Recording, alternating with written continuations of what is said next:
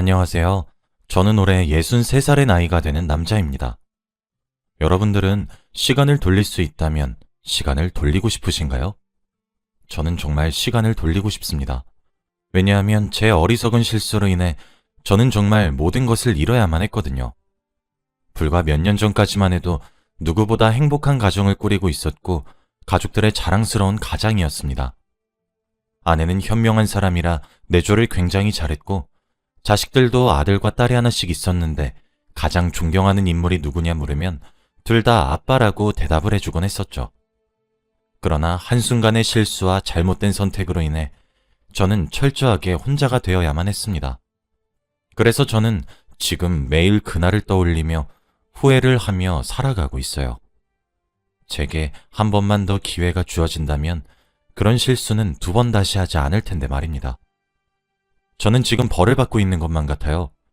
제가 저희 가족들 가슴에 비수를 참 많이도 꽂았었거든요. 제가 했던 잘못은 바로 제가 두 집 살림을 하고 있었단 사실입니다. 맞아요. 할 말이 없죠. 딸과 아들을 낳아준 현명한 본처인 아내와 예쁘고 늘씬하고 애교가 많았던 여자친구 사이를 저울질했었습니다. 맞습니다. 천하의 쓰레기 같은 놈이죠, 저는. 저는 정말 어려움이 뭔지 잘 모르고 살았어요. 저희 집은 대대로 가진 건물이 많은 부잣집이었고 어렸을 때는 부모님의 뒷바라지로 저는 고생 한번 해보지 않고 자랐거든요. 커서도 마찬가지였어요. 요즘은 조물주 아래에 건물주가 있다고 하죠. 매달 월세만 걷고 그렇게 살다 보니 경제적으로 부유했습니다. 하고 싶은 건 전부 다 하고 살았고 먹고 싶은 것들도 모두 먹고 살았어요. 아내는 제 친한 친구의 여동생이었는데 너무 아름다운 사람이었습니다. 예쁜데다 똑똑하기까지 하니 제가 졸졸 쫓아다녀서 겨우겨우 결혼에 성공했죠. 아내는 정말 저밖에 모르는 사람이었어요. 처음엔 주위 사람들이 아내 보고 남편을 무슨 하늘처럼 대하냐고 우스갯소리도 하고 그랬을 정도였으니까요. 원래 아내는 자신의 꿈은 남편의 내조를 하고 아이를 잘 키우는 현모양처였다고 하더라고요. 그래서 그런 질문은 듣는 날이 되면 저를 하나하나 챙겨주고 그런 것들이 기쁨이자 행복이라고 대답하곤 했습니다. 호의가 계속되면 권리가 된다는 영화 명대사가 있듯이 제게 쏘아 부어버리듯 내리꽂히는 아내의 큰 사랑이 어느 순간 제게 족쇄처럼 느껴지더군요. 아내가 좋은 사람이란 것도 잘 알고 있었고 아내와 저 사이에 딸과 아들이 있다는 사실도 뼈저리게 알았기 때문에 그런 생각을 하려고 하면 생각을 차단하려고 노력했어요. 하지만 한번 인식하기 시작해버린 말하기 힘든 그 갑갑함은 점점 커져만 갔고 아내의 사랑이 느껴졌었던 모든 행동들이 어느새 전부 집착으로 느껴지기까지 하더라고요. 정말 숨통을 옥죄는 것처럼 갑갑함을 느끼기 시작했습니다. 그렇게 마음이 술렁이던 도중 제가 투자를 했었던 땅이 재개발 지역으로 선정이 되면서 순식간에 정말 큰 돈을 만지게 되었어요. 그래서 그랬던 것 같아요. 갑작스럽게 치솟는 자존감과 더불어 고개 숙일 줄 모르는 자존심까지. 돈이 많으니 여자를 만나는 것도 참 쉽더군요. 술집에 가서 예쁜 아가씨 한 명 보게 되었는데 주책 같겠지만 정말 홀라당 빠져버리고 말았습니다. 제가 무슨 정신으로 그랬는지 모르겠습니다. 저는 그녀에게 돈을 엄청나게 쏟아붓기 시작했어요. 그녀의 명의로 된 집도 한 채를 사주었고 술집에서 빼낸 뒤 그곳에서 살게 했죠. 점점 아내가 있는 집으로는 들어가기 싫어지더라고요. 그렇게 가정에서 겉돌기 시작했고 어느새 평일은 그녀의 집에서, 주말엔 아내의 집에서 일상을 보냈습니다. 당연히 제 변화를 가장 빨리 눈치를 챈 사람은 제 모든 것을 하나하나 일일이 챙겨주었던 아내였어요. 하긴 모르는 것이 말이 안 되죠. 아내는 천성이 유약한 사람이었습니다. 처음 불륜을 걸렸던 날 저는 아내가 이혼을 요구하자고 하면 어쩌나 발을 동동 굴렸어요. 그런데 아내는 그런 제 예상을 비웃듯 빗나간 행동을 하더군요. 아내는 눈물을 흘렸습니다. 제게 아무런 비난도 하지 않았어요. 오히려 제게 묻더군요. 이혼하고 싶냐고 말이에요. 저는 당연히 싫다고 했어요. 아이들을 생각하면 이혼이 말이 되냐고 소리까지 버럭 질렀습니다. 그랬더니 아내가 아주 오열을 하면서 울더라고요. 그렇다면 가정으로 제발 돌아와 달라고요. 왜 이렇게 사람이 변한 거냐고요. 이런 사람 아닌 거 자기가 다 알고 있다고. 그러니 얼른 정리하고 가정으로 돌아와 달라고. 더 이상 자신을 비참하게 하지 말라고 아주 바닥에 주저앉아서 엉엉 울었습니다.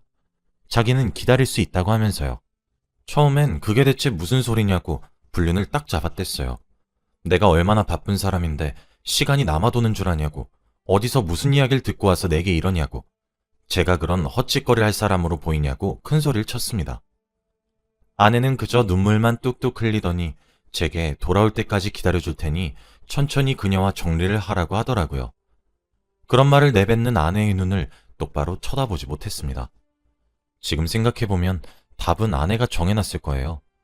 제가 가정에서 돌아올 테니 조금만 시간을 달라고. 이 정도라도 말을 했다면 아마 지금 상황은 많이 달라졌을 겁니다.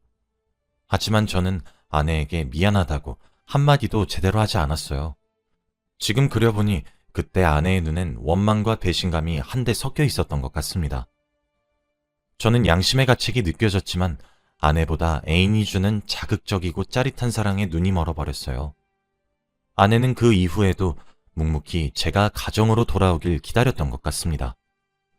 제게 애원하기도 하고 울면서 매달리기도 하고 오히려 자기가 바뀌겠다고 기회를 한 번만 달라고 하기도 하고 제게 큰 소리를 치며 화를 내기도 했죠. 아내는 돌아와 달라 애원할 때는 눈물을 방울방울 흘렸고 그렇지 않으면 당신 그러다 정말 천벌받아 라며 저주하기도 했죠. 아내는 점점 감정적으로 변해갔습니다. 아내가 그렇게 변화해가자 저는 점점 아내를 더 멀리하게 되었어요. 그렇게 미치게 만든 건 저였는데 말이죠. 아내가 눈물을 흘리기만 하면 정말 속이 답답해졌고 질렸고 미칠 것 같았습니다. 주위 시선 신경 쓰지 않고 길에서 소리를 빽 지르는 아내가 너무 창피했고 부끄러웠어요.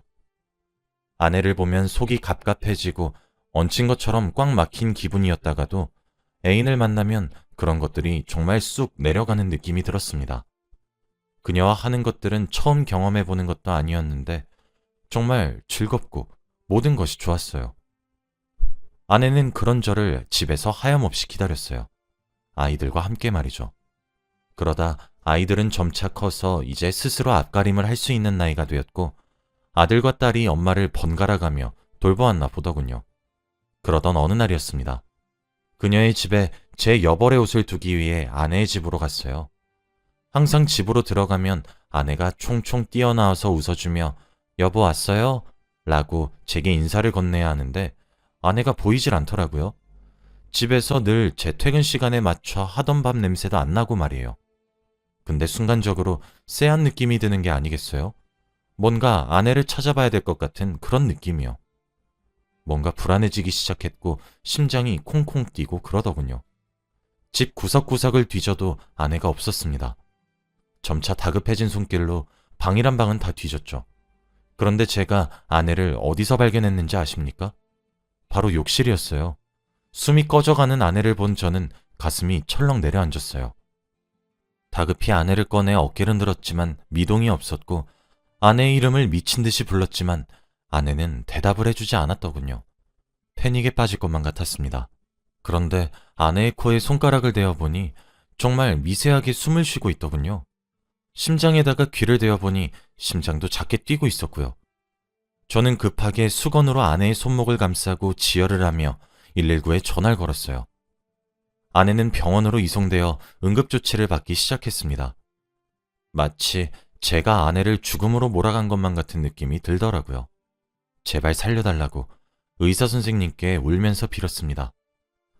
죽지 마라, 살아줘라. 내가 미안하다. 누구에게 말하는 건지 모를 정도로 계속해서 빌었습니다. 시간이 얼마나 지났는지도 모르겠더군요. 아내는 다행히 죽을 고비를 넘겼다고 했어요. 조금만 늦었어도 장담하기 힘들었을 거라고 말씀하시더군요. 새하얀 병원 침대에 힘없이 누워있는 아내의 얼굴을 쳐다보고 있으니 우리 아내가 고생이 많이 심했구나 싶었습니다. 아내가 적은 유서를 보니 더 이상 살아갈 희망도 빛도 없다. 모든 것이 무너졌고 무너뜨린 사람은 자신이 무엇을 잘못한 것인지 무엇을 망쳐버렸는지 자각조차 하지 못한다. 딸아, 아들아, 엄마가 이렇게 나약한 사람이라 미안하고 또 미안해. 그리고 정말 많이 사랑해. 라고 적혀 있었습니다. 아내의 소식을 들은 아들과 딸은 아내의 오빠이자 제 친구와 함께 다급히 병원으로 찾아왔더군요. 친구는 저를 보자마자 주먹으로 저를 때렸습니다. 귀하디 귀한 우리 동생, 네가 결혼 허락해달라 그랬을 때 너 뭐라 그랬냐? 다른 것들은 몰라도 우리 동생 눈에 눈물 한 방울 안 흘리게 하겠다고 다짐했잖아, 이 나쁜 놈아. 꼴에 너도 투자 한 번 성공해서 우리 동생이 우스워졌냐? 내 동생 눈 못 뜨게 되는 날 너 죽고 나 죽는 줄 알아. 어디 염치 없이 여기 뻔뻔하게 들어와. 당장 안 꺼져? 라고 소리치면서요. 눈물을 줄줄 흘리는 친구의 몰골을 보니 제가 무슨 할 말이 있었겠습니까? 아무런 말도 할 수 없었습니다. 그러게, 미안. 이라는 한마디만 작게 내뱉고 병실을 떠났어요. 아들과 딸이 저를 뒤쫓아와서 붙잡더군요. 그러고는 제게 말을 했습니다. 아빠 때문이야. 이게 전부 다 아빠 때문이야. 이럴 거면 엄마랑 이혼해, 제발. 대체 왜 엄마를 못 괴롭혀서 안달이야? 우리 엄마 저녁마다 오지도 않을 아빠 기다리면서 저녁 차렸다 버렸다를 미친 듯이 반복했고, 입지도 않을 셔츠 언제든 입기 수월하라고 하나씩 일일이 다림질도 하고 살았어. 아빠가 그랬던 엄마를 알아? 이혼하라는 우리 말에도 엄마는 아빠가 가정으로 돌아올 거란 사실을 믿고 있다며 아빠 돌아왔을 때 함께 웃으면서 맞이하자고 했던 사람이야. 이젠 우리도 아빠 더 이상 아빠 취급 안 할 거야. 엄마한테 두 번 다시 찾아오지 마. 하며 소리를 지르더군요. 나를 제일 존경한다는 아이들의 눈은 이제 눈물을 머금은 채 원망 섞인 눈길이 되었고 제게 소리를 지르고 있었습니다. 그런 아이들의 모습을 보며 그제서야 제가 대체 무슨 짓을 한 것인지 실감이 나더군요. 근데 정말 무슨 정신이었던 것인지 그때라도 가정으로 돌아가기 위해 노력을 했어야 했던 건데, 염치 없이 저는 가족들에게 버림을 받았다는 현실을 받아들이는 것을 너무 힘들었고 오히려 원망했습니다. 그리고 그럴수록 그녀에게 의지하기 시작했어요. 그 사이 아들과 딸의 살뜰한 간호로 아내는 몸을 회복했고 제게 이혼을 요구하더군요. 아들과 딸 둘 다 성인이었기 때문에 제가 아내의 이혼을 막을 방법이 뾰족하게 떠오르지 않았습니다. 용기를 내서 아내를 한번 찾아갔어요. 아내는 처음으로 제게 차가운 표정을 짓고 단호한 어투로 자신의 눈앞에서 사라져달라고 말을 하더군요. 오랜만에 보는 아내의 모습은 굉장히 말라 있었죠. 우아하게만 살아왔던 사람이라 항상 나이보다 젊게 보였었는데 얼굴도 많이 상해 있더라고요. 그런 모습을 한 아내에게 저는 당당할 자격이 없었습니다. 제발 이혼해달라고 고개를 돌리고 우는 모습에 정말 미안했다라는 말만 한마디를 남긴 채 도장을 찍어주었어요. 위자료도 요구하는 것들 또한 모두 주었습니다. 제가 죄를 사하는 방법이 그런 방법밖에는 떠오르지 않더라고요. 아들과 딸에게도 미리 건물들을 증여했어요. 이런 것들 필요 없다는 말에도 꾸역꾸역 쥐어주고 헤어졌네요. 제 몫의 건물을 하나만 남겨놓으니 아내 대신 선택했었던 그녀도 저를 떠나갔어요. 후회는 아무리 빨리 해도 늦는다더니 저는 그제서야 뼈저리게 후회가 되더라고요. 그렇게 혼자 살게 되었습니다. 아내와 아이들이 저를 외면을 하고 나니 그제서야 알겠더라고요. 제가 멍청하고 미련했었단 사실을 말이에요. 후회에 사무쳐서 찾아도 가봤지만 정말 매몰차게 거절당했습니다. 자식들은 아버지 취급도 해주지 않더군요. 그래서일까요? 아니면 아내가 그러다 천벌 받으면 어쩔 거냐고 저주를 했기 때문일까요? 정말 하늘에서 벌을 내렸더라고요. 지금으로부터 2달 전 건강검진을 했는데 정밀검사가 필요하다고 해서 한 번 더 검사를 진행했어요. 그 결과 간암이었습니다. 간암 말기였고 왜 이제 왔냐는 의사 말에 참 할 말이 없더군요. 그로부터 8개월 정도 더 살 수 있다고 하셨으니 이제 제게 6개월이란 시간만 남았네요. 의사에게 시한부 판정을 받고 나서 가장 먼저 하고 싶었던 일이 뭐였는지 아십니까? 바로 제 아내에게 용서를 구하는 일이었어요. 아내에게 연락해서 만남을 구걸했습니다. 착한 아내는 저를 만나기 위해 나와주더군요. 누군가는 제게 치졸하다 욕할지도 모르고 동정심을 이용했다고 비난해도 할 말이 없지만 저는 아내에게 가난 말기고 시한부라고 솔직하게 말을 하고 용서해달라고 빌었어요. 시한부 판정 받자마자 가장 먼저 들었던 생각은 당신에게 용서를 구하는 일이었어.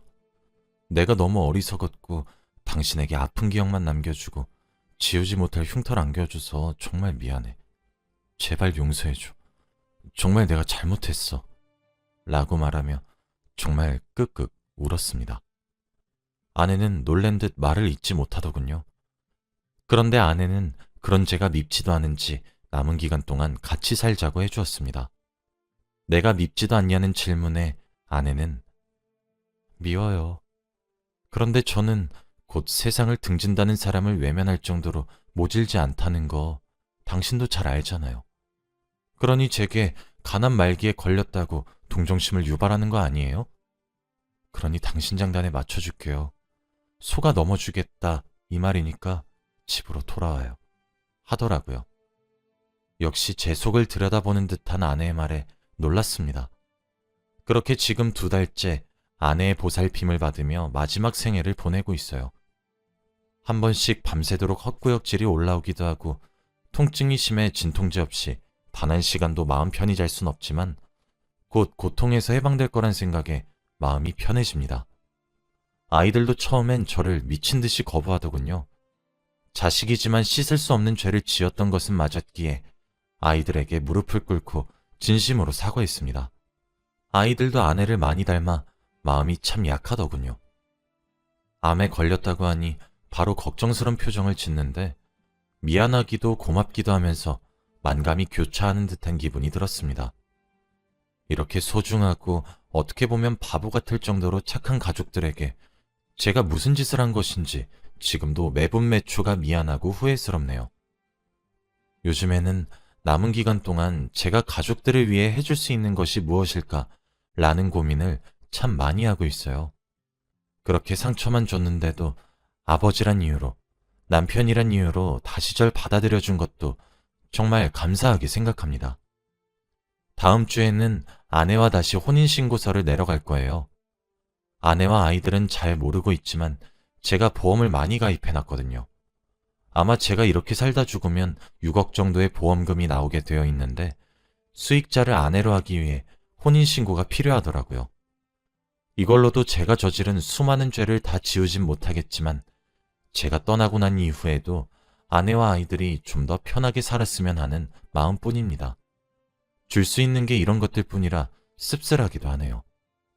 아내와 아이들은 이깟 돈 같은 재산보다 다정한 한마디를 내뱉을 줄 아는 남편과 아버지가 필요했을 텐데 말이죠. 제 이야기를 들으셨으니 모두 잘 아시겠죠? 다들 남의 마음에 비수꽂지 말고 피눈물 흘리게 하지 마세요. 진심으로 후회할 짓 하지 마세요. 절대 죄를 지으면서 삶을 살아가지 마시길 바랍니다. 정말 본인에게 전부 어떻게든 돌아오게 될 것이고 벌을 받게 될 거예요. 그리고 사랑하는 사람들의 원망을 받게 될 수도 있겠죠. 비록 저는 후회뿐인 인생이었지만 마지막이라도 아빠 노릇 남편 노릇을 할 수 있는 기회를 받게 되어 정말 기쁩니다. 여러분의 가정은 평안하신가요? 만일 그런 생각이 들지 않는다면 작은 것부터 고쳐나가 보시길 권해드리겠습니다. 본인의 생각보다 좋은 남편이 되는 법과 좋은 아버지가 되는 법은 쉬울지도 모르거든요. 제 긴 이야기를 들어주셔서 감사합니다. 다들 후회 없는 인생 사시길 바라며 글을 마칠게요. 감사합니다.